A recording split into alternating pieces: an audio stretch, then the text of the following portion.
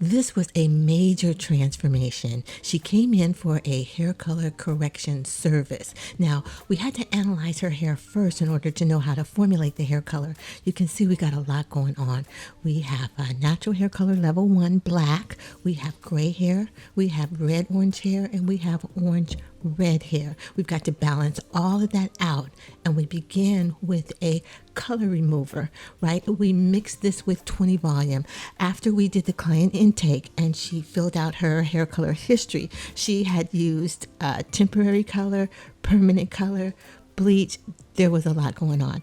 After we rinsed the color remover, we saw that there were color stains, the deep red orange areas. That's from a previous hair color. We dried her hair, we applied the bleach, and this is her hair after we bleached it. If you look close, you could see in that back section, it's still pretty warm. We were able to lift the crown and the upper front areas to a nice level 9.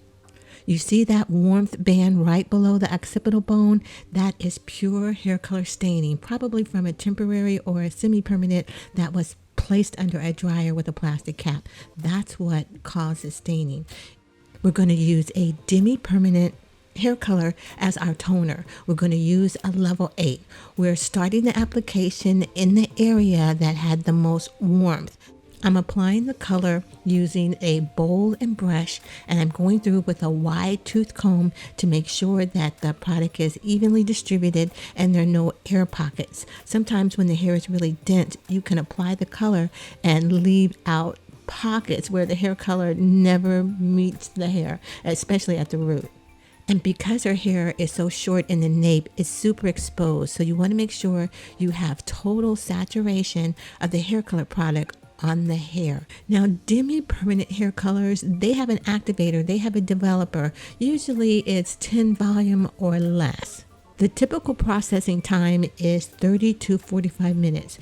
Because this client's hair is 50 to 80% gray, we're going to go the full 45-minute processing. After we've applied the toner to the back and nape section, we work forward.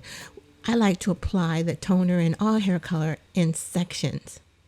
I use the classic 5-panel sections. You have the lower nape, the upper back, the crown, and you have the front sections, the right and left sections. I often use more than one formula on a client's hair color. I'll have maybe 3 bowls of hair color. So sectioning the hair helps me to keep control of the hair color placement.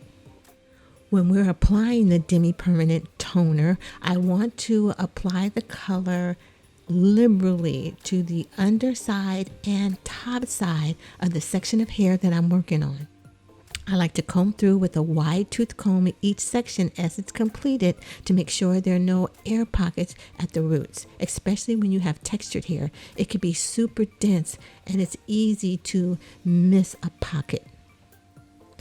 After the first round of the hair color product application, I wait 15 minutes and I go in and I cross-check. See, because it's demi-permanent, it's being deposited, which means it's being absorbed. So it's the porosity of the hair that determines how quick the hair color is absorbed. And we're coming out of a bleach, so this hair color should be absorbed pretty quick. We added collagen and bond builders to the formula.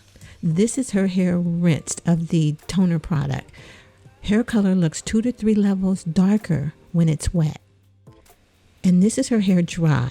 We roller set her on jumbo rollers and dried her under an ionic hood dryer. So give us a thumbs up, click the subscribe button, and come back for our next video. And if you need your hair color corrected, you can come visit us at our spot in Benicia. You can book your private appointment on our platform, beautywellnesshaircare.com, or you can just give us a call.